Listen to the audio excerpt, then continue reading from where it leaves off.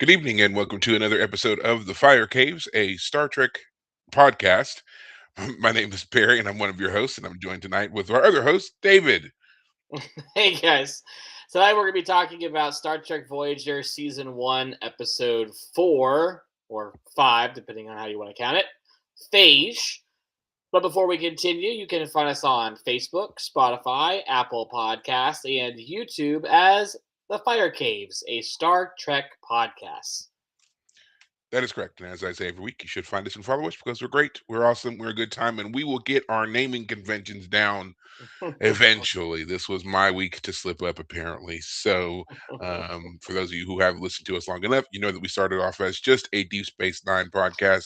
Now we have ventured into the world of Voyager, so we are dropping Deep Space Nine specifics and going into just Trek in general because I'm pretty sure that we're going to get to a point where we will have enough of all of these shows under our belt that we'll get to do the ultimate test: Picard versus Janeway versus Cisco. So Mm. who would win in that kind of battle royale? We're not quite there yet. So if you have an opinion, keep it to yourself until we get there. All right.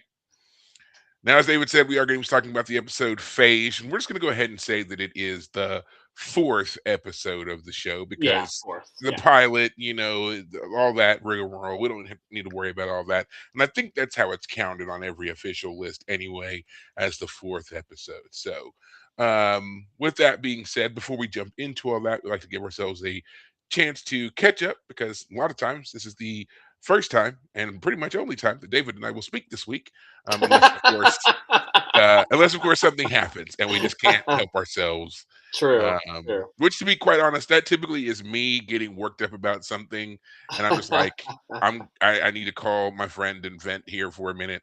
And Yeah. David has been very accommodating with that. So, My without further pleasure, ado, sir. yeah. My pleasure. So, how Yeah. has your week or 2 weeks been? Yeah, it's been good.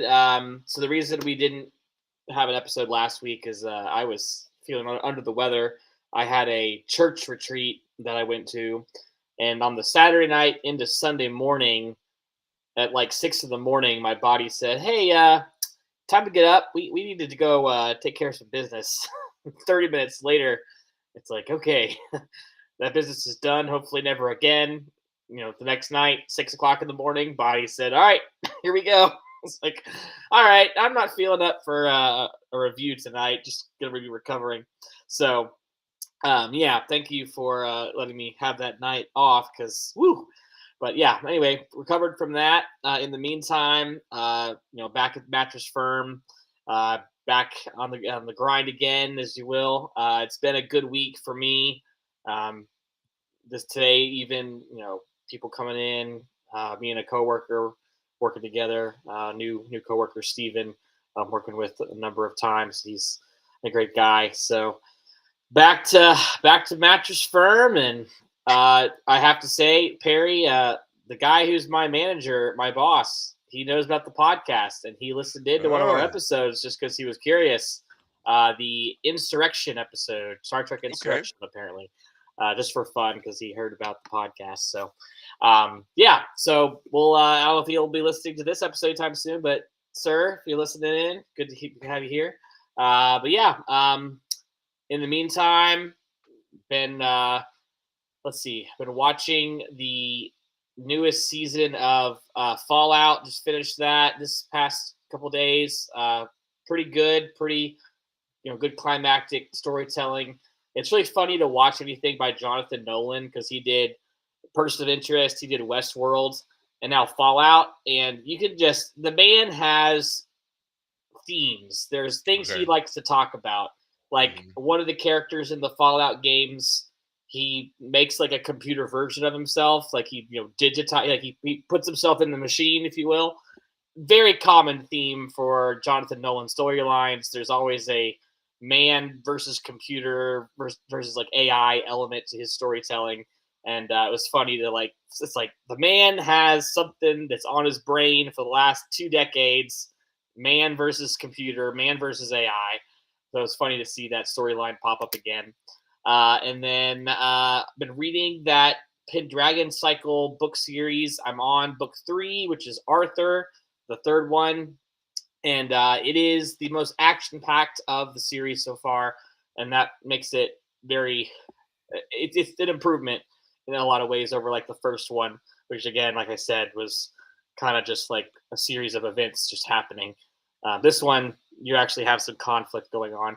I would still critique the storytelling somewhat, but whatever. At this point, that's fine. And after I finish that book this week, I plan on reading Project Hail Mary because the movie comes out next month, and so that looks good. The author of Project Hail Mary is the same guy who did The Martian, and The Martian was Okay. good. So I'm The hoping, Martian was really good. I really enjoyed that movie. yeah.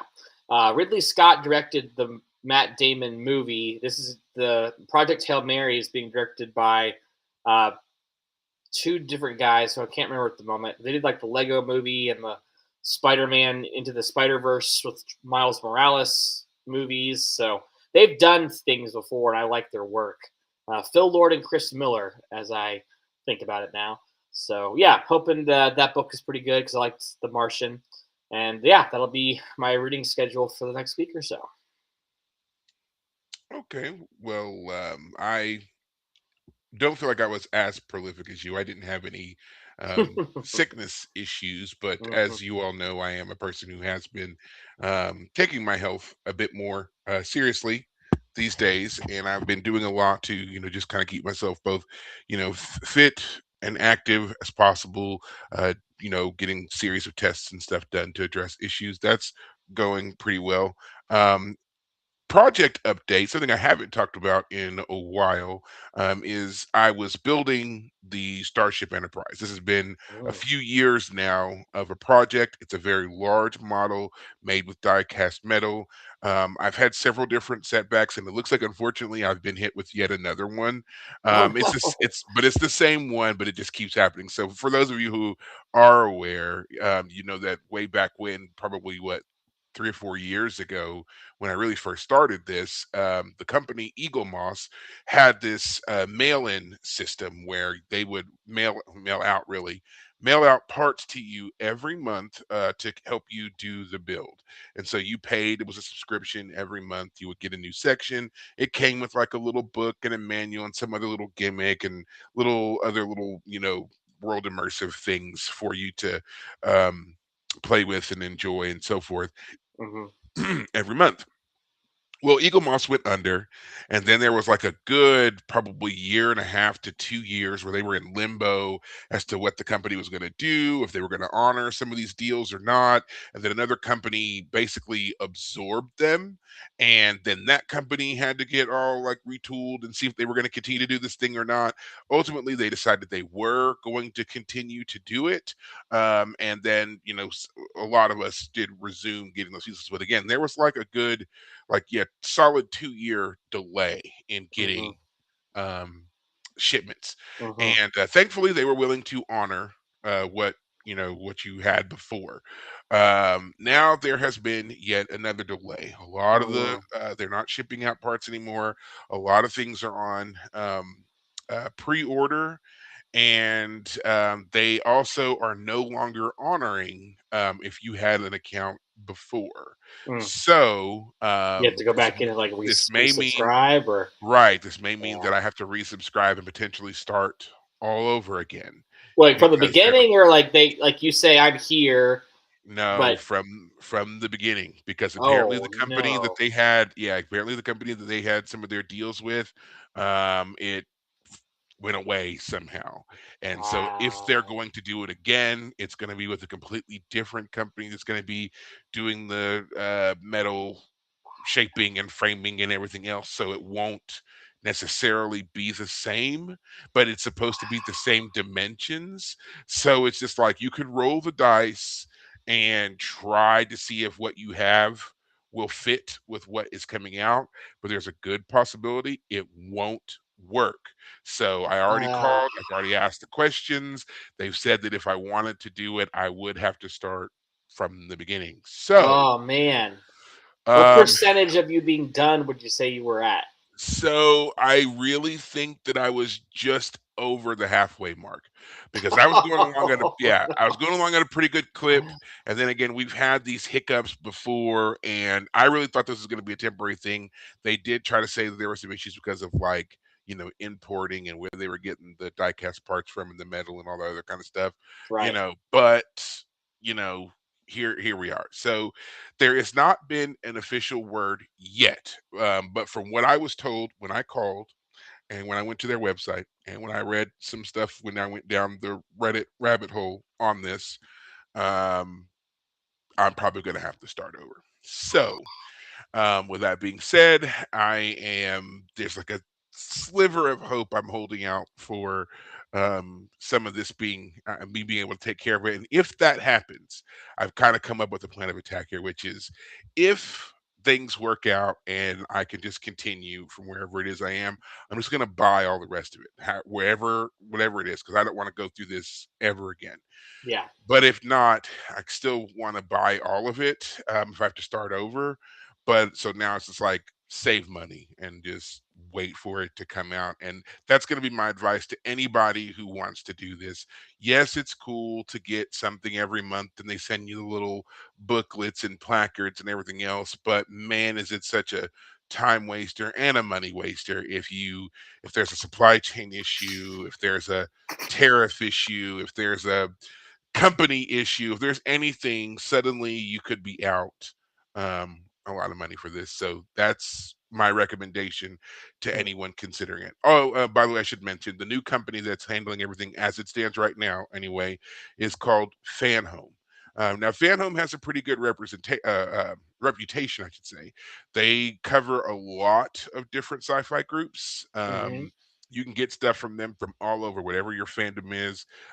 They have a lot of that stuff. So I would still suggest checking them out. I actually thought about getting a model of the Rocinante from The Ooh. Expanse from Yeah. them. I like the way that their model looked. They also have several different models. So, and there's also one that I saw that you can it's like a blank slate. So you can paint it and get your own, coloring design on it that you want. I'm not into painting things, but if that's your thing, I was again check out Fan Home for that. They've done a lot of stuff. There's the Batmobile, various incarnations of the Batmobile are there. Wow. Lots of stuff from Star Trek, lots of stuff from Star Wars. I like Fan Home in general. It's just in this one area that where I'm dealing with them, they seem to be flummoxing things a bit. Mm. Um, Other than that, I've been trying to make my way through certain shows. I started watching a show on HBO or Max, as it's called now. It's called The Pit. Mm. It's a doctor drama, and I've really enjoyed it. I like the way that they present the seasons because instead of it being almost feel like a daily thing, you're really one season is just one day and they're Yeah. literally taking you hour by hour on the show. Mm. I really like that, except for the fact that I get so into it that right when things really like I'm like settled in and I'm ready for this to continue, it's over. Um, and I get mad every time. So there's that. Also, we, as you guys know, who've also been following along with us for a while, we have finished the Expanse book series. We've Mhm. covered all of it. We've now decided to branch out into other books, and of Mhm. course, we're still keeping up with James S.A. Corey and their series. And to that end, I have picked up the first book in their new series. The mercy of the Um, gods. Yes. Have not Oh started reading it boy. yet, but I am eager to. I Mhm. think maybe I'll set aside some time this coming week to crack this open and begin that. So be looking forward to sharing some of that with you. And then also, this is a book that came to me as a recommendation. I don't know anything about this author. I don't know anything about anything else they've ever written. It was just I was searching for books that were kind of in the same vein as The Expanse and Star Trek and just, kind of that sci-fi vibe in general, and this one came up. Saw several different recommendations for it, several very positive reviews for this book series, and here it is right here. I'm not going to try to pronounce the author's name because I don't want to butcher it. But if you're interested at all, you can pick this book up on Amazon. This is a 3 book series. So this is just one of three.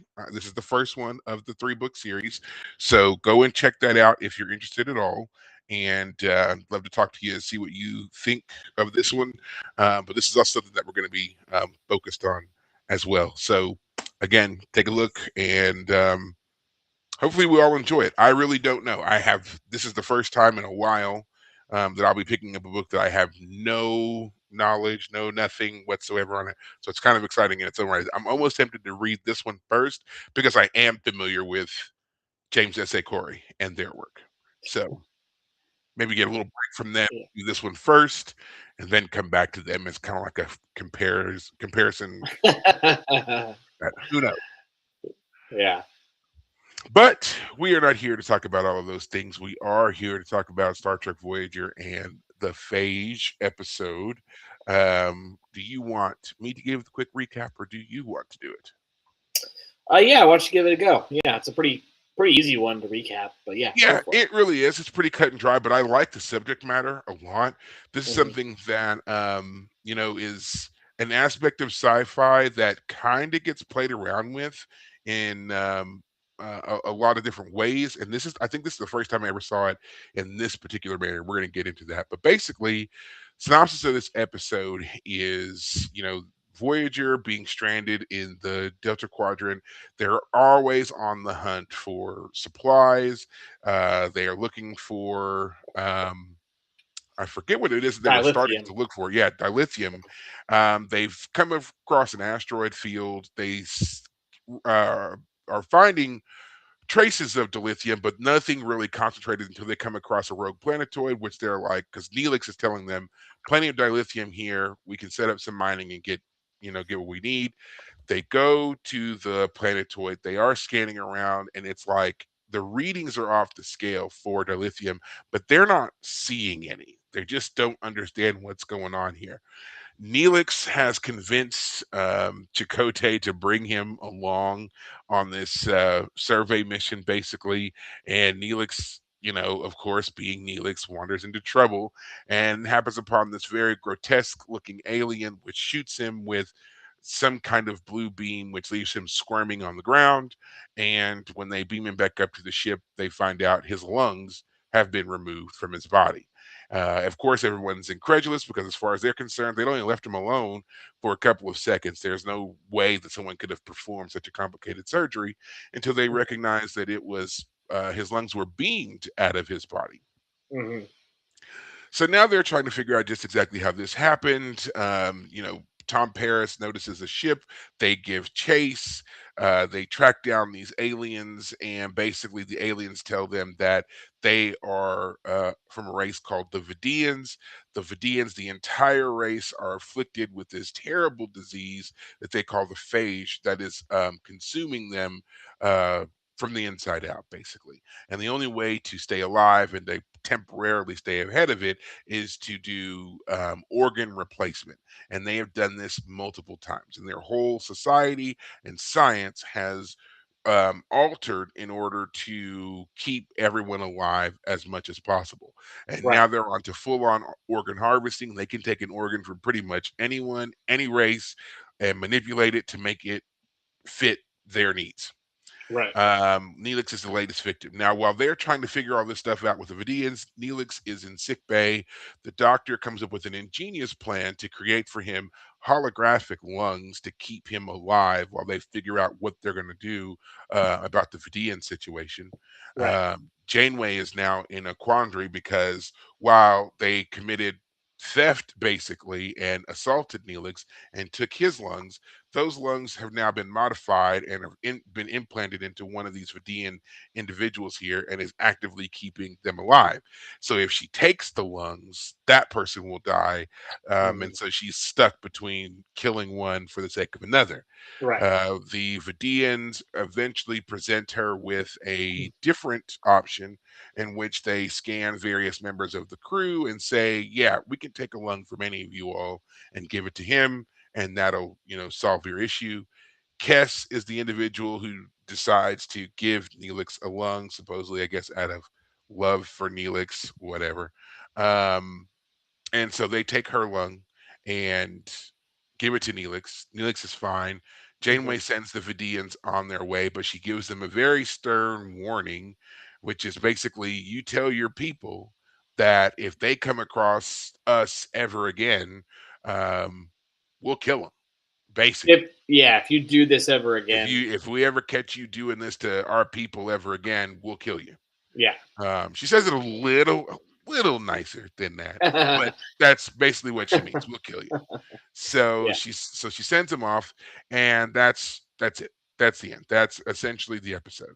And now, Right. of course, as I say every time we do these synopsis, if you want greater detail, go and watch it. It's on Paramount Plus. You can also buy the DVDs on Amazon. It's a 30-year-old show. You've had plenty of time. Okay. Right. So now we're going to get into it, of course, and be a little bit more specific in our overall review and breakdown of the episode. And of course, since David is a first time viewer, I always like to start with him. And so, David, first time viewer, what did you think of this episode? Yeah, this is an interesting episode. On Wikipedia, they point out that this is a very highly ranked episode on certain lists, and I think it does qualify. But you do have to wait, I feel, until that last part to really get there. But any good story has characters dealing with hard moral questions, and Captain Janeway pacing before these two aliens who have stolen the very lungs out of someone's body and saying to them like my culture won't just let me kill one of you to undo this damage, and kill to it's my culture does not accept the kill a life to save a life kind of morality. Your culture has devolved to that because of this phage disease where, as they said to Janeway, like normally we try and take organs out of dead bodies, but whenever we are desperate we're willing to steal them from living beings, to save ourselves and then in our attempts to save our species.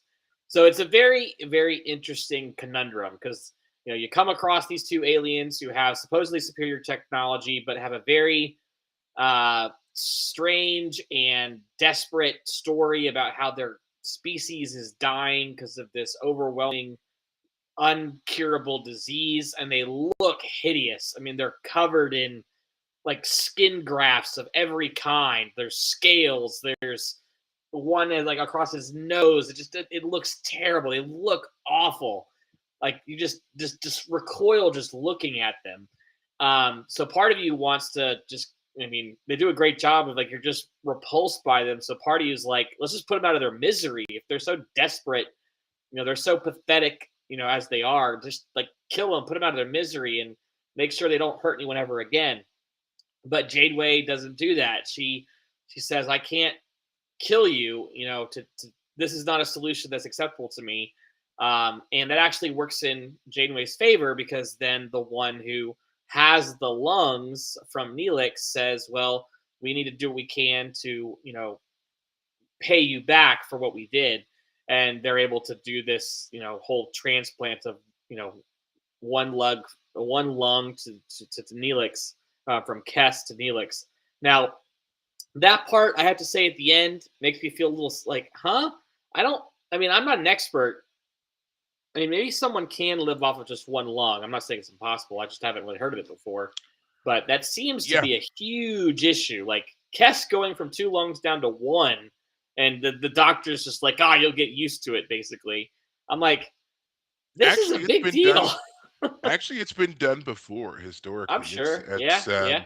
there are cases. In fact, I believe um, wasn't it King George, Queen Elizabeth's father? He had some kind of lung disease, lung cancer, or something, to the point where they did end up removing one of his lungs. Oh, So, okay. and he lived for a good while afterwards. I mean, he eventually succumbed to the disease, but Right. yeah, people have lived with one lung. The human body is remarkably adaptable. Our livers, if you don't do significant damage, can regenerate and repair themselves after a certain, amount of time. You can live Right. with one kidney, you can live with one lung. Your blood replenishes itself frequently, and you can give blood, every few months, and Right. replenish your stores and so forth. So there's a lot of things that we can actually, handle, but compound traumas will of course take their toll. Certain diseases will, yes, of course, eradicate you. And it's kind of what we're seeing here with the Vidians. They were, Hmm. they became infected with this disease. They thought that they could handle it. It's been ravaging their people for centuries. And now this is kind of, what they've been reduced to just to survive. It's not even looking for a cure per se anymore, at least as far as what we know from the Vidians and that we see in this one. They're just a very desperate group of people trying their best to stay alive, you Right. know. Hmm. So yeah, and you're right. I mean, they looked grotesque. They've got all kinds of different skin grafts, which even you, as you can see, the skin grafts do nothing to halt the disease. The organ replacements do nothing to halt the disease. Right. You're still, the core of them is still infected here. So of course, any new organ, any new skin, any new anything is going to also become infected and need to be replaced eventually as well. So, they're I guess their end game strategy here is the true fault of the Vidians, which makes them so reprehensible, albeit sympathetic. Right. Um, and that is a very interesting and complicated scenario, which I really enjoyed when we first started talking about, or when we first started seeing the Vidians in Voyager. And as I said before, this relates to a motif that we see a lot in science fiction. This whole, prolonging your life by replacing organs, replacing parts. This has, a lot of hints of Frankenstein here, of saving life, creating life, prolonging life by cobbling together body parts and moving on that way. There Mm. are a lot of different sci-fi shows that have explored this, kind of replacement, regenerist, but nothing to this kind of darker, grotesque level Level. that we Yeah. see here. Yeah, the idea that these people have been so desperate they've developed technology that can literally steal the organs out of a body just by scanning it. It scans the body down to the DNA level and also somehow can surgically remove certain body parts. That's actually a really interesting idea. I remember like the little blurb on the episode being like Neelix gets his lungs removed and it being like what? Like he gets captured and then like surgically remove them or something. No, boom, he's like trying to breathe and they take him up to Yeah, med bay. Um, yeah, so I liked the idea that this was a unique storytelling device they chose.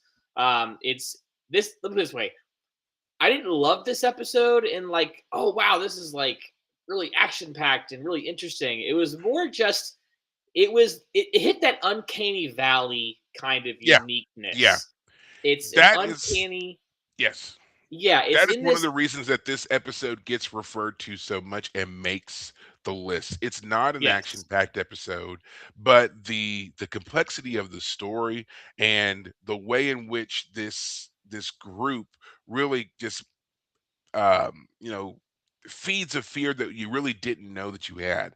Right. In particular, I've always was fascinated by the weapon that they use. As we see in the Mhm. episode, it has a scan mode as well, which is what they use to, make sure the person they're potentially taking something from is healthy, but also Right. that you have what they want. And then the part in particular that I really loved was the fact that it's not a phaser per se, but it's a point and click transporter, and they can literally just snatch it right out of you in seconds. I Yeah. love that because to me, that is the ultimate height of a culture that's been doing this for so long, but has lost all moral compunction. They Yeah. feel nothing for their victims. They don't look at these people as people anymore. You are raw material to them. Yeah. It's almost Borg-like in the way that they Yes. operate because they see what they want and they literally snatch it from you. And Yeah. to hell with you and whatever happens to whatever is left. You are just what they need, and they have just how they have worked through the justification for treating people this way, that in and of itself is crazy dark. And I wish that Yeah. we are given more to explore that particular psyche, but unfortunately, it's just this is the first episode, again, the fifth episode of the season. So Yeah. a lot to give us and not a lot of time to give it to us. So, but Right. yeah, I love that weapon so much for that because it's just like a clear example of how the Vidians have just gotten over any kind of moral consideration for what they're doing. Yeah.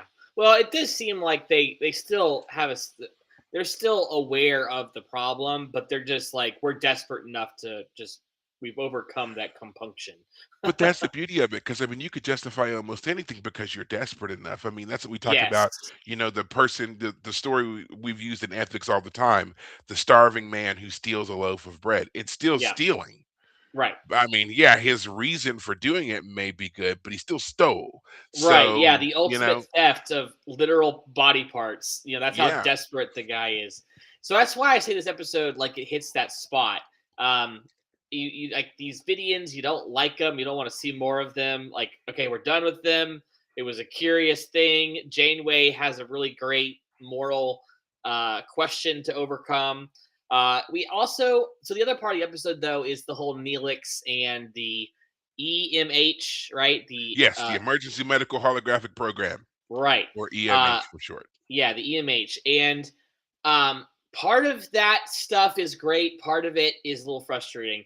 So first off, let's talk about Neelix. Neelix does not do a good job as a character making you feel sympathetic for him at all. No, he Uh, does not. In his he first true outing, since the pilot, Neelix does not earn any sympathy points in this episode. Go right. ahead. He starts off with taking Janeway's room to make the kitchen, which on one level, like you maybe it's interesting. Like the show, like puts him in a weird spot where like she has a whole room to herself, which I don't remember. Like, I mean, Picard has his ready room, but he didn't have like his So own private kitchen area. So here is a bit of an inconsistency that popped up early on that I've never really found a true explanation for. Voyager very clearly had a mess hall. Like every ship has a mess hall. Like Sure. Enterprise had 10 forward. This is their equivalent. Right. I believe that the captain's kitchen was really just a small private room that was like just off of that. Uh huh. It wasn't this expansive space or whatever. It was just like a very small private place for the captain to be, but also adjacent to this other room in case they wanted to go in there for any particular reason. Right. Neelix comes in and basically tears down bulkheads and cuts out the separation and puts stuff together. He even says he scrounged together bits and pieces from all over the ship to suddenly make this a kitchen. So Right. I don't think that it was like this whole room with all these chairs and stuff and multiple tables and the beautiful outlook, the views, the windows, everything else was supposed to be the captain's private dining room. I Yeah. think the small room where he's actually like back behind it, where he's doing a lot of the food prep and all that, I think that was the private dining room, and Okay. he just broke that into the rest. Sure. Um, but my other problem Like with Neelix he being tore the bulkheads down, as you said. Yeah. yeah, Yeah. yeah, he knocked down a wall, connected the two, and then set up a cooking space. He brought in a couple of hot plates and went on from there. Right. Um, but it just bothers me so much because of all people, Neelix shouldn't be your cook. Uh huh. Everyone on that ship, while they may be different species from different Right. planets, they They're all all come from from. the Alpha Quadrant. Yeah. You pick the most alien person ever to make your food. Well, That that's is that's that's insane. it though. Is that he isn't picked by anybody else. He picks himself to And be she the doesn't cook. and she doesn't shut him down. She doesn't Yeah. shut him down. She doesn't question it. She doesn't put someone else in charge to at least supervise. It's Right. just, well, okay, we'll do this. Now, I get it as the alien who knows the area and whatever else. He's probably going to be more familiar with the foodstuffs on Right. a raw level. Like, Right. yes, this is edible, but Right. how to properly prepare it for a human, a Vulcan, a Bolian, a Tellarite, a whatever, there's no way he would Right. know. So Right. yeah, putting Exactly. him in that position is crazy, and Right. I've never appreciated that they did that. Yeah. The reason this is all interesting too by bringing this up is because I mean, as you've said, the character like this is going to become kind of his thing, right? He becomes the cook on the ship, right? So this is the first scene of that where he is now this self-appointed cook on the ship for everyone, which on one level is fine, give him something to do, but this I feel is going to be. I'll put it this way: we've talked. I think it was it last time that about the episode Sam that was about from the Star Trek Academy show because that was the show that talked about Deep Space Nine and Cisco. Yes.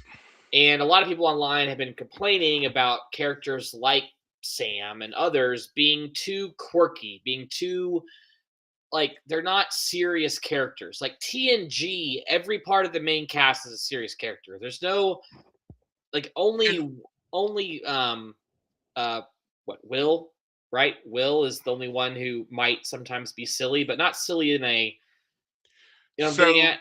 yes, so here's what I think the problem is on that, and I've given this some thought, and I've seen those arguments online, and I do constantly see the comparison of, especially the newer shows, Strange New Worlds, Discovery, now the uh, Academy show. They always jump back to Next Generation, and the Uh-huh. comparison is always you have these very set, very professional, career-minded officers, and then you got these other people who it just seems like they're just barely hanging on to any level of professionalism. And now with the Academy show, all of that even has been abandoned.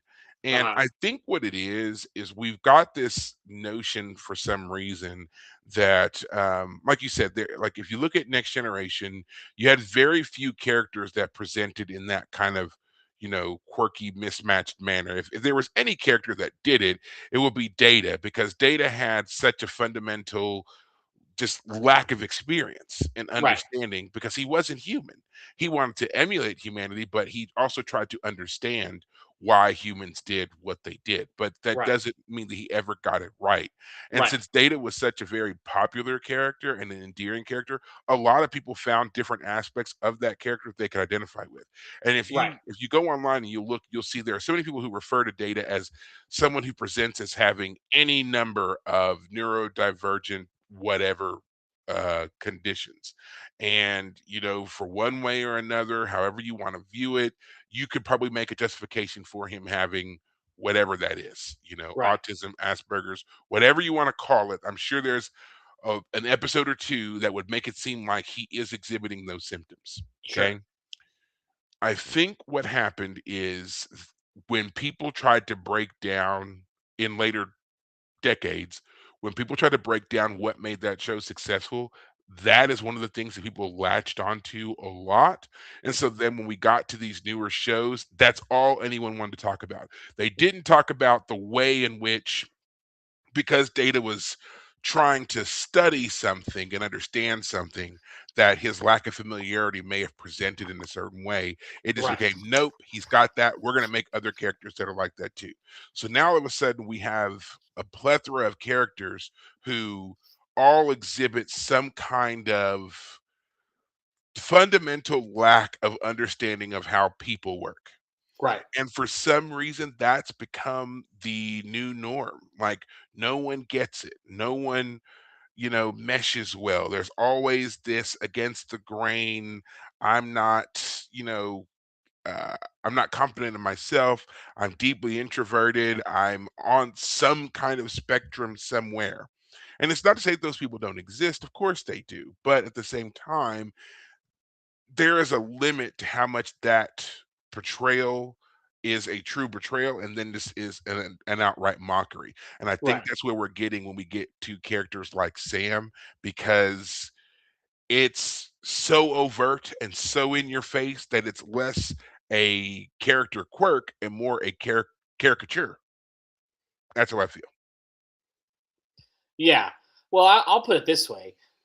Spock was the original character that was the non-human that was so interesting in the original series. Data becomes the Spock in a way for TNG.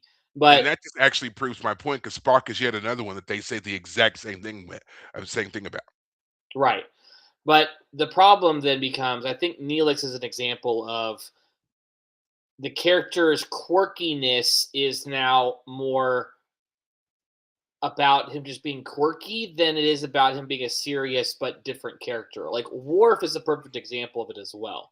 Worf is still a serious character in the midst of his alienness. Um, so what I'm getting at with Neelix is I don't know anything about his race. All I know is this character is just. I mean, to put it bluntly, I mean he ignores Commander Chakotay during the away mission, which is what gets him Several hurt in the times. first place. Yeah, Several times he multiple ignores things. him. Chakotay is warning him over and over again, and he blatantly ignores everything that Chakotay And this says. is after inviting himself on the away mission. Like I was surprised that Janeway was basically like, "What? Like no." Well, Janeway and was see, like, "Go ahead." that's like a current a recurring thing too that we've seen even from the pilot is Neelix kind of forcing himself into these situations and no one really putting their foot down Right, and being like, "You're not doing it." Like, I get it taking him down to, when you're first meeting with the Kazon or whatever, right, but after you start to see that he's, especially after he sabotaged the water, he forces you to beam up the child princess, whatever the hell. After that, it's kind of like you're more trouble than you're worth. And while yeah, you can still serve in some capacity as an advisor, because we are aliens to this space, I'm right, certainly not going to put you in any more positions to jeopardize my safety or my crew safety or anything else. So, yeah, you're not going to this planetoid at all. right, Thanks for pointing it out to us. We appreciate you pointing us in the direction of the dilithium. You stay here and right. let my professionals handle the situation. Yeah, exactly. So he doesn't earn any. He's not a sympathetic character who then gets hurt. He's a not sympathetic character who does something dumb and gets hurt. So And that's I also think that if you notice, like again, talking about the comparison of Sam to Neelix, these are two characters that we know nothing about their race. hmm Like, you talked about Worf, you talked about Spock. We know a lot about Vulcans, we knew a lot about Klingons. And hmm while they were kind of the fish out of water in regards to the crews that they served with, we had enough of background information about them that we could still find things that made them relatable and familiar. We've got right, none of that with Neelix. We've got none of that with Sam. I know in our chat someone talked about Odo. Yes, we know nothing about Odo. I will grant that, but Odo comes to us with a history that's informed by his relationship with the Bajorans and then right, later the Cardassians. He's already a very well established character with all these other ties. Neelix has none of those. Sam has none of those. So right, it's much harder to ground those characters without those than right. it is a character like Odo, Spock, Worf, so forth. Yeah, and like Quark, he's a Ferengi, so he gets What if humanity was super greedy, or the Bajorans? What if humanity was super religious, or the Cardassians? What if humanity was a overly sort of like was a Authoritarian regime, one giant yeah fascist organism running amok in the galaxy. yeah, but if you know their history, like they're traumatized by their former like if they were previously too liberal in their culture, they've gone too far the other direction Well, or so whatever. that's always been an interesting thing too, because that's what Gul Dukat and some of the other Cardassians say. Right, They were a floundering society full of high-minded goals and ideals, and then there was some kind of collapse. And then the military took over, and it's been the military ever since. right, But uh, that's always where they say, history is written by the victors.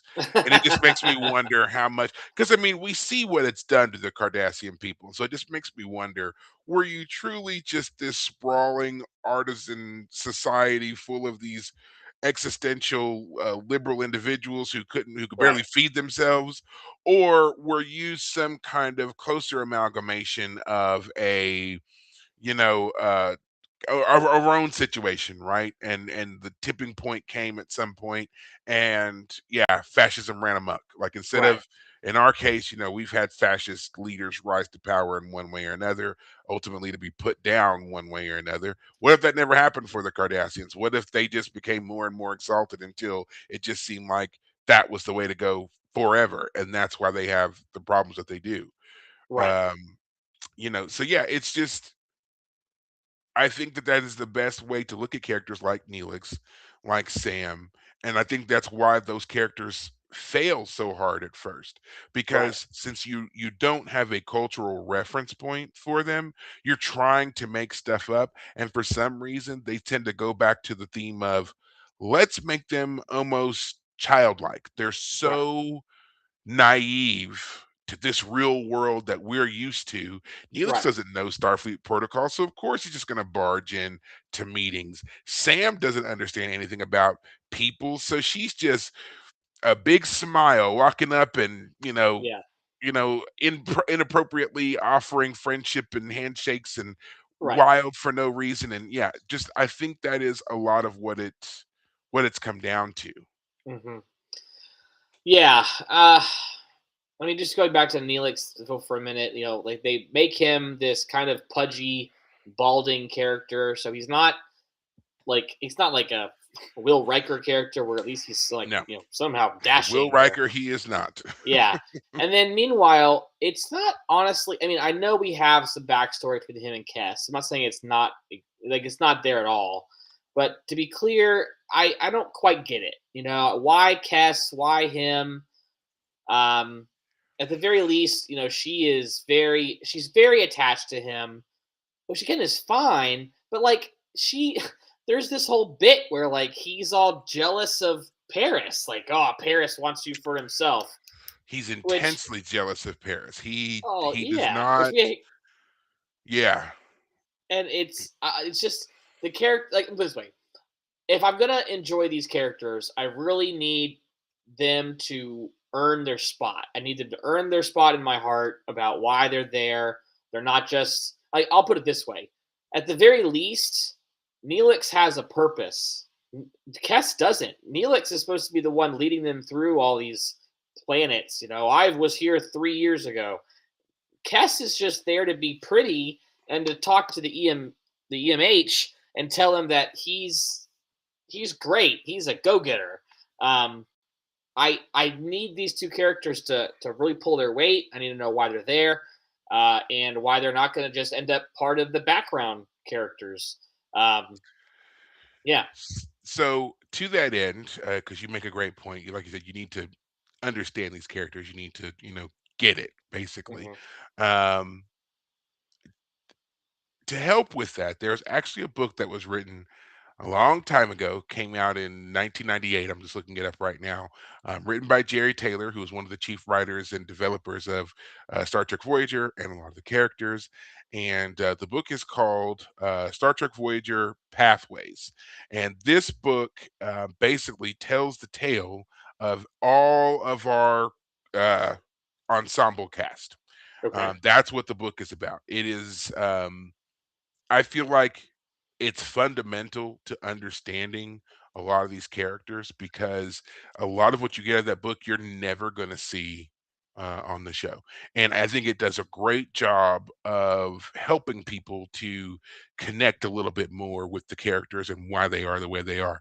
I Hmm. believe that it's set in like season 2 or 3 of Voyager. Okay. And basically, the premise is the crew's doing what they always do. They're exploring a planet looking for resources. All of a sudden, they get knocked out. And when they wake up, they've all been transported to a prison colony. Okay. And they're waiting for potential rescue. And while they're waiting for potential rescue, they're basically sitting around a campfire trying to keep each other's spirits up. And they begin to tell their tales to each other as a way of boosting morale. And so you get the background stories from when they were, little up Mm, until that pivotal moment that brought them to Voyager, Right. basically. And some of the stories are not so great. Some of them are absolutely wonderful. Mm. One of the surprising stories was Neelix's story. Oh, Um, okay. I remember that one quite well. I really appreciate it because up to that point, Neelix had always annoyed me. He'd Right. always annoyed me, Hmm. and it covers his beginnings. It covers him and Kess. Kess gets to tell her story as well, so it covers her beginnings and her, meeting Neelix and everything else. So there's a lot there that you get to deal with that does give you a lot of context for those two that you again we will never see in any of Trek. Another story that I found very compelling was Tuvok's as well. So um, if you're interested at all, I would strongly suggest you go and read the book. Again, it's called Star Trek Voyager Pathways. You can find it on Amazon. I think it's like 15 bucks right now. But yeah, I would strongly suggest checking that out. And then, Okay. you can make up your mind about some of these characters going forward. But you're right. You're right. You need the context or else things just really fall flat. Yeah. Yeah. Well, his character's falling flat. Kess is just an interesting sort of like. Oh, well, I'll put it this way: they do actually give us something about why she might be useful by the end of this episode. Because Paris was originally the one scheduled to be the like doctor's helper, because they don't actually have a medical crew other than the EMH. So maybe she'll be the new actual nurse that the EMH needs. I am happy to have that happen. I will be very clear. If that happens, great. Um, it actually, I would say it's actually kind of bizarre that I mean, it seems like engineering has plenty of people working there, and none of them have been retasked. I know it's like I'm not saying that like they're all like great for the part. I'm just saying that they would presumably be desperate to like have people there. It's just like we need someone who at the very least can take commands and not throw up when being asked to do some sort of medical whatever. So the fact that they like send their pilot, their main pilot, to go be a backup, and now they finally have Kess maybe being the like whatever. We're only 4 episodes in, so whatever. It doesn't matter too much. But um, the other thing, so the other thing about this episode, which is really interesting, is they have the idea that they're going to use the technology that makes up the EMH doctor and use that same holographic technology, which apparently has a real physical element to it, like the hollow suites, I guess, to actually produce these false lungs. Hmm. I really like that idea. I have to Hmm. say. I mean, if you can legitimately make the hollow suites, they're interacting with those on a physical level. And yes, the transporters are scanning the body. It makes sense that they could make this technology try and act as the way they do, and that it is a flawed technology in that it can only do its job to a limited extent. Like you can't move, you're limited to where the technology exists, etc. I will say though that when Neelix starts waking up and talking, it does break the initial um, like initially they're all like, he can't move they can't move a nanometer or a nanoparticle. Like he has to stay perfectly still. And then he wakes up and he's talking, and Homeboy talks. I mean, Well, Neelix gets as much dialogue in this episode as any other character. so to help you with that a little bit, the doctor does say that they have temporarily um, removed his ability to control his body below his neck. So they've made sure that he can't move so that Okay.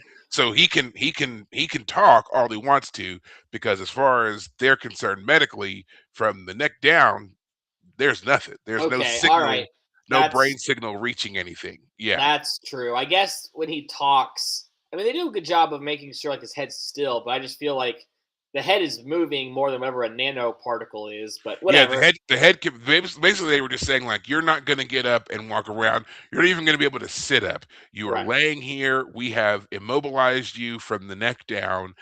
Your head is just, it's on a pike for as much as you're concerned. You Right. can, yeah, that's it. There's no other movement that you can do. So now, of course, they can't totally restrain a person. And no matter how much we think that we have control of our bodies and we can lay perfectly still, as a just an individual, there's no way that the actor could really just lay there and be completely immobile. He's gonna move a bit.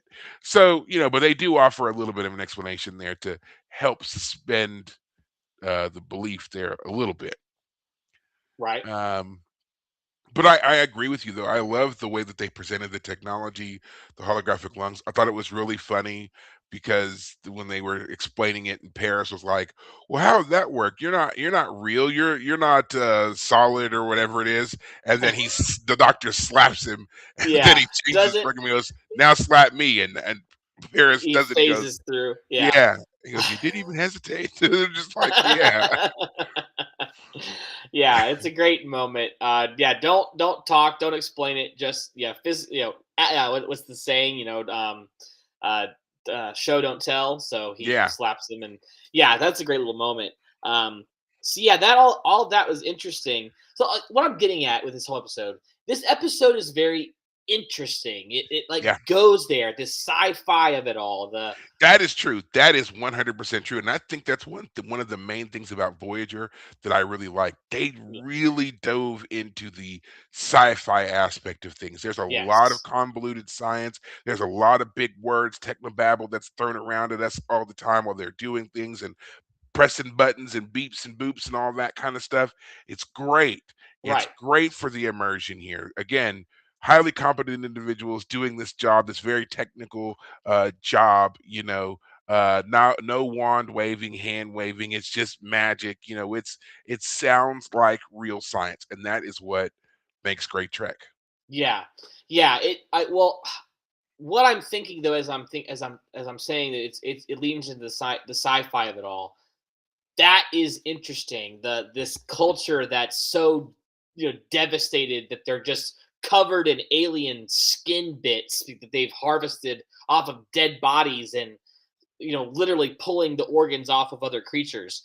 That's all really interesting. In fact, I mean, if we actually come across this alien species again to like I don't know. I honestly don't know what else we could do with them at the moment, but there is. I feel like there might be more story there. We could think about it, but I will say this though: I'm not interested in watching this episode again. Like I know I just watched it, and it's in my brain pretty well. Like these details of the story actually, I feel like that they're in my head pretty. Like they ingrained themselves pretty deeply. But I'm also not particularly inclined to like come back. Again, Neelix is not a character I particularly love. The Doctor is also not a character that I love at the moment. Like the idea that this is a computer program who, on one level, is having to input his information into buttons on a tablet. Like, why does he even need to interact physically with the buttons? You know what I'm getting at? Like, if he's a program, what is the need for his physical nature other than to be there physically for someone else to emotionally respond to? It's not just some robot. It looks like a person, it responds like a person, but otherwise it's still a program.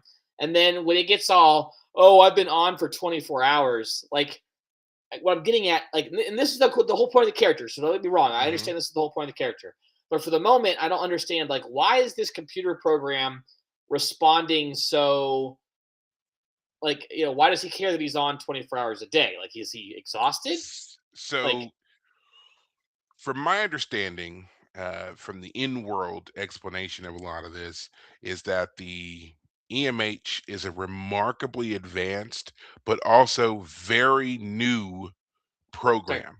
program, This is a right, yes, very new, yeah, both very new program, very new technology. This right, is the first time this has ever really been rolled out, and so it's again highly experimental. right, To that end, it's been programmed with a lot of information, and it has a lot of different skill sets that it can access and perform and so forth. right, So, with that being said, it's set up to only really run for a certain amount of time. So I always took it as the doctor expressing exasperation about running for a long time or being left on or anything like that was kind of like the next level evolution of your computer warning you that it's overheating. right? Okay.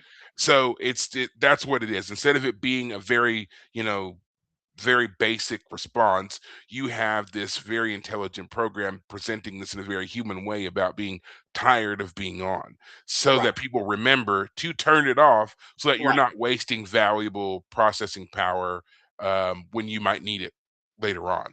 Right. Now, I we this have will come up later on in other Well, I was episodes, gonna but say that, we have yeah, 7 seasons where that could be a plot line where like that is made clear. So I hope that happens. Like, yeah. yes, I am a computer program and I'm expressing in a human way things to you, but I'm actually a program, so it's actually a computer-based reason for X or Y. Yeah. I also like the idea that, of course, and maybe they're going to get to it later because it was on Deep Space Nine where we got the creator of the EMH who went Mhm. to Bashir and Dr. Zimmerman came to D yeah, Space Nine, and he was at the time working on the EMH Mark II. right, So, and the and whole remember that came idea, after Voyager was already launched, and it was correct, to create a better, more efficient, longer term program that could right. run for and do way more than what the EMH Mark One could do. Yes. Right. And part of that also being that Bashir was more of a doctor, so his bedside manner was more Mhm. acceptable. So I like the idea that the reason we have this quirky EMH is because, yes, he is based on his creator, and his creator had all these quirks that are now showing up as this program. Well, as we know But from Zimmerman, he wasn't quirky. He was a bit of an asshole. So, I well, mean, yeah, just to put asshole. it But my whole blank, point yeah, is yeah, yeah, my whole point though is like I like the idea that whatever is interesting about this program is actually a reflection on his creator. The show yet has not yet presented that as why this character is this quirky character as he is. yes, okay. So for the moment, Mhm. it just comes off as strange. Like, why is this computer program? Why does he have a personality? Why does he have emotions? Why does he complain? Why is he rolling his eyes? Like, he is every bit as human as you would expect a real person to be. He's not data like, where he has a hard time processing Or doesn't understand emotions. emotions, he directly responds to emotions. Correct. When they come in and they're all, gripey and whatever else, he seems to amplify that and respond to that. Yeah. Right. So the doctor at the moment, the EMH, is in a weird position for me at the moment where part of me is annoyed at the character in the sense of like, why are you being difficult? Why are you being, emotional and negative? Like you're just a computer program for the moment. Like you're a sophisticated one, get me wrong, but I don't understand the basis yet for why you are what you are. So I'll give the character some time to develop. Don't get me wrong. But that is the kind of the weird thing about the character at the moment. And then again with Neelix and Kess, like those characters, they have not yet, like at least the Doctor has a place in the officers, Yeah. all the characters on the ship. So Kess and Neelix need to like really make clear why they're here, not just as oh yeah go that way for Yeah. like 100 yards and then take a right. And I would tell you, you are right there with so many other people. When they first started watching Voyager, they had the same gripes. I know I had the same gripes. I know that I continue to have those gripes even after the show was over, and I did my inevitable rewatches of Voyager in the intervening years. Um, and even now, which I always find this so funny because this is talked about a lot. Like, um, every show goes through a period where it's hated, right? Except for the original series. That's the only one because I mean the fans wrote in to keep it going for a whole other season. Yeah. But when Next Generation started, those the first season, everybody was just dead set against it. When Deep Space Nine came out, I mean, that show caught hate for seasons. I mean, I think it was finally, season 4, 5, the people finally eased up a bit on the show. Voyager kind of ran into that as well initially, but it again it eased up a bit, and then we've seen that with other shows, and everybody always says the same thing. Well, the first season is always rough, and that's true. Mhm. Um, so yeah, I just say stick it out. You'll get there, and who knows? You might join a lot of people who then in view of Discovery and Strange New Worlds and the Academy show, coming back to Voyager and being like, Voyager was actually pretty great and pretty ahead of its time, and Well, that's why I mentioned that yeah, Neelix is a quirky character. Because if I'll yeah, put it this way, if you complain that the current shows have too many quirky characters and it's not being serious, like I've watched people talk about the new show and I've heard their opinions, even though I haven't watched it myself, and I can understand their critiques. But watching Neelix here, I feel like Neelix is a in his current form, at the very least, is a upgrade is a he's diff he like Quark was quirky, but he didn't have to be part of the main crew because they weren't on a starship in a dire situation like Voyager is. mhm, So he could be his own thing. He was always a little awkward in his position on the show because, like, how do you always get Quark a line? How do you make sure that Quark has something to do in the show? Because he's part of the main cast. Neelix is here, but like anyway, I've already hit on the points. I don't have to keep yeah, talking. yeah, no, yeah, Um, and so I also, I think another part of it too is we all recognize the dire conditions that Voyager finds itself in. You are trapped 75,000 light years away from your home. You need everybody to really be on their game. And so to have a character that is just flying in the face of the rules, barges into meetings, tries to make themselves more important than they really seem to be, disregards orders from the commanding officers or at least the people in charge of the away teams, and that they do come off as more annoying because you're like, everyone else understands that we are in dire straits here. Why are you stumbling and bumbling around and making things worse? Cut it out. right, And I think in their attempt to make him stand out and to eventually find his place, they went overboard and he became annoying before he became endearing. mm, So, yeah. okay, gotcha. Well, all right. I mean, I think that we've, hit it all. I do want to say really quick because I didn't get the chance to say this earlier when you were talking about it.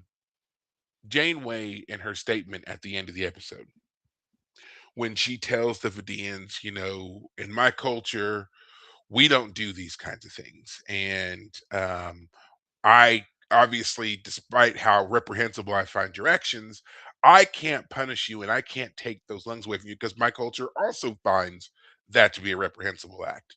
Right. But I will tell you this. I can't throw you in our brig. I can't do anything else to you, so I'll let you go, but with a warning. Yeah. If we see you again, it's on site. Like that's basically what she tells the guy. If I see you again, you come around my crew again, deadly force every time.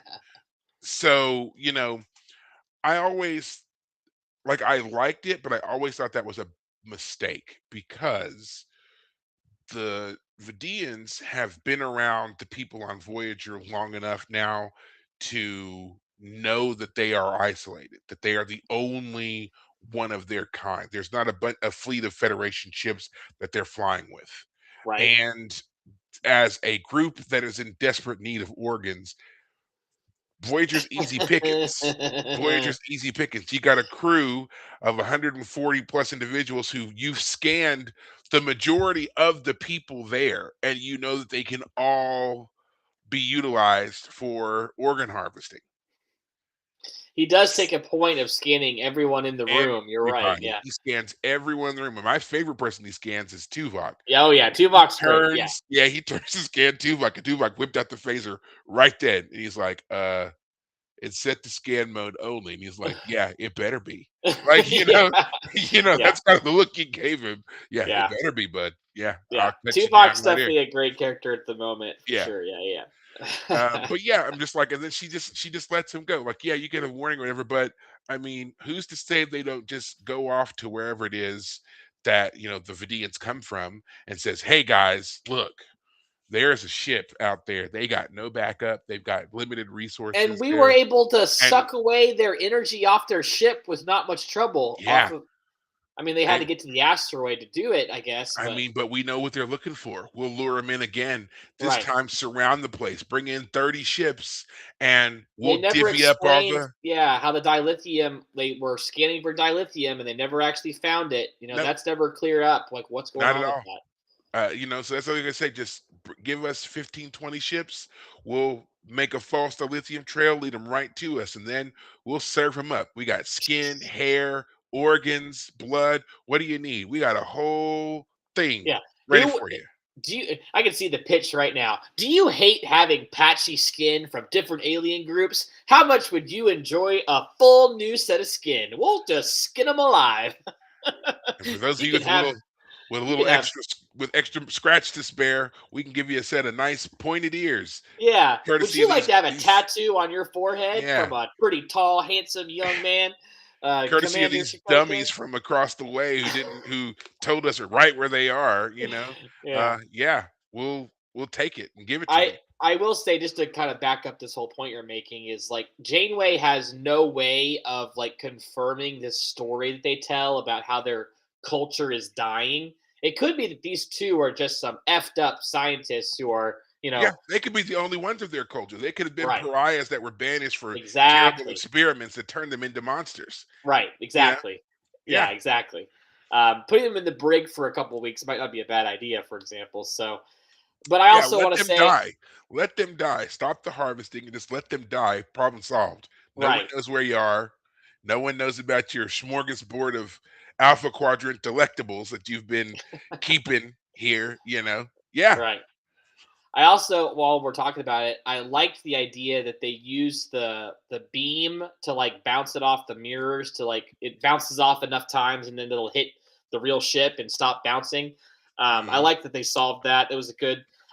This episode had a lot of really good stuff about it. The sci-fi of this episode was fantastic. This was a great Yeah. sci-fi episode. Yes. Yeah. And I will Um, give, and again, I will say it because I said it earlier. I will give Voyager credit. They do that very well. A lot of the shows moved away from that. Like Deep Space Nine, we had a couple. Don't get me wrong, but Deep Space Nine was definitely more about the overall story yeah. and getting us from point to point in the story. Voyager definitely was a return to here are these unusual scientific anomalies, or here's a reason for us to employ this technology or to use technology that we know, Right. looking at you phasers, in a new way. No one's Yeah. ever thought to use a phaser to bounce it off the reflective surface of the. We never seen that before. Well, and I love how they explain it too, where they're like, if we do it on too high a setting, it'll what was it like? It would It would eventually hit back on the ship, and they would, cause the destroy damage. themselves. Yeah, Yeah, so we got to do it at the right beam setting so that when it does intersect with the ship, minimal to no damage. right. It Yeah, just it's like a flashlight, as I think yeah. Janeway says. Yeah, this episode was the teleplay was by Brandon Braga, who, according to Wikipedia, wrote like 107 episodes across all Star Trek shows. Like he's like Mister, like I guess the most of any writer, according to Yeah, Wikipedia. And Winrick Colby directed this episode, who also directed another 48 episodes total across 4 of the series, and that includes the end of the Next Generation's episode, All Good Things.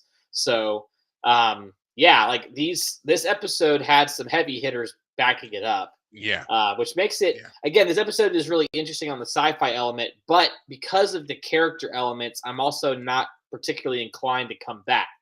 I've seen it, and now I mean, maybe it's just I'm ready to move on to the next episode, but at the moment, I'm not feeling like I'll put it this way: there are clips on YouTube that people will put up of a TNG clip, and like I've said it before, and I'll just say it again: the clip of Worf and Data when Data is having to command the Enterprise, and Worf he needs to give Worf a talking to. One of the best scenes in all of Star Trek. Like I So could you watch you that you scene. talked about that a couple of times. So I actually went It's to so YouTube and I good. watched it. But what it was good, but then there was a link to another one, and it was said the title was "The Bromance No One Talks About," and it's Yeah, a bunch of clips of Worf and Data. And I have to admit, as a lifelong fan who's watched Next Generation multiple times, I right. never picked up on that.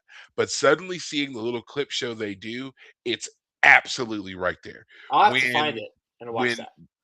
it's great. They did the episode early on where Maddox comes to take Data away, and he Mm. says something insulting to Data, and Uh-huh. like everybody's in the room. If you watch the scene when he's being insulting to Data, everybody else is just standing there. Worf moves forward like he's going to attack Maddox.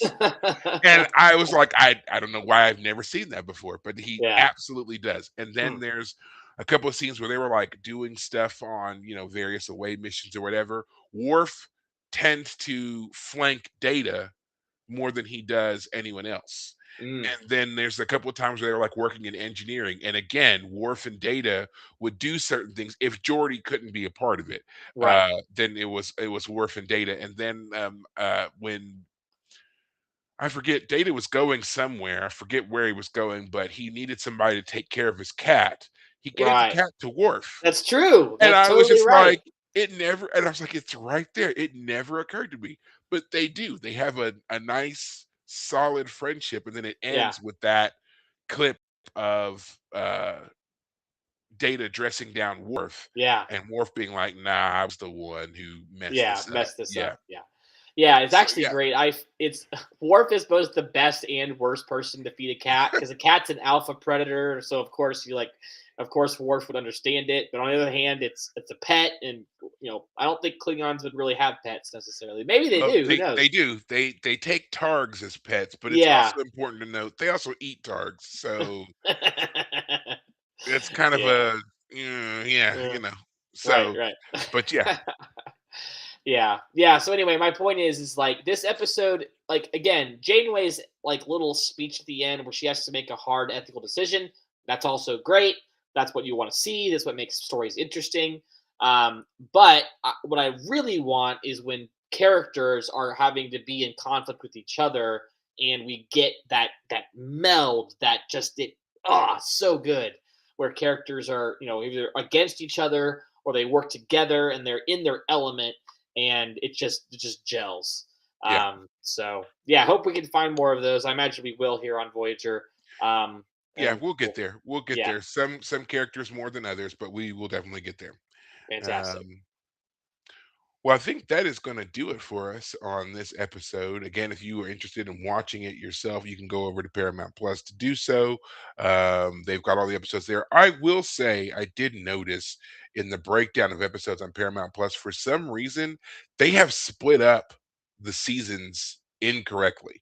So if you're Mm, looking at season one, for some reason, it stops at like episode 15. And then when season two starts, it's episode 16 of season one. Don't know why they did that. right. I think they did it again between seasons 2 and 3. I don't know if there's some kind of weird formatting glitch or whatever it is, but don't freak out if you're looking for a certain episode and you don't see it in the number lineup. I did double check and all the episodes are there. They're just listed incorrectly. So just pay attention and hopefully they'll fix that soon. Good. So let's take care of that issue. Yeah, I don't know. Really don't know what to tell you. Um, the season two of Starfleet Academy apparently has already wrapped filming. No word yet on a release date for it, but I would assume that since we are still waiting on the final season of Strange New Worlds, which should be coming out shortly, that it'll probably be after that one. So probably 2 years because Strange New Worlds still needs to drop its final season, and they're not going to give us Trek back to back like that. So Right. it'll probably be 2 years before you see it, which means that if you are a fan of the Academy show, you're probably looking at waiting 3 years before you get some stuff. So Mm. just sorry about that. That's how it is. Um, Other than that, I think that's going to do it for us on this episode. Again, if you are interested at all in the upcoming books that we are going to be checking out, again, we have the James S.A. Corey, their new book in their new lineup. You can find this one on Amazon as well. So head Or on over anywhere there. books are sold. Yeah. Yes. Head over there, get that one. And then, of course, the other one, again, I'm not going to try to butcher the author's name, but go ahead and check this one out. I'd love to see what other people think. This is a 3 book series. So, this is the first one in that series. And Right. then, of course, if you never read it and you want to know more of the back history of the cast from Star Trek Voyager, also on Amazon. I don't have a copy of this book, but it is the Star Trek Voyager Pathways book. I did put a link to that book in the chat. So if you're interested at all, click that link, find the book, read up on it. Question was asked: would David be able to read the book, considering he's never seen Voyager and he's new to the show? Yes, David can read this one. I would say, to be on the safe side, probably want to wait until after season two, because I think that's where the book falls, season two, season three ish. But I mean, that's not far off from now, so not a big deal. Um, but all right, guys, that's going to close us out for this evening. We'll see you all back here next week. So until next time, take care of yourselves. Thanks, guys.